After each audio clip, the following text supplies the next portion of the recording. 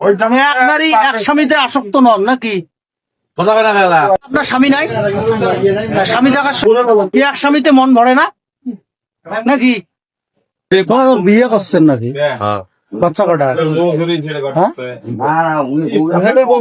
মেয়ে কি করে? আপনি কি করেন?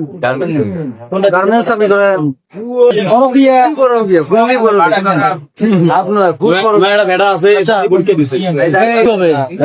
রিলেশন কিভাবে হইলো? আমাদের বাসায় আপনার বাড়ি কোন জায়গা? চৌত্রিয়া বাড়ি।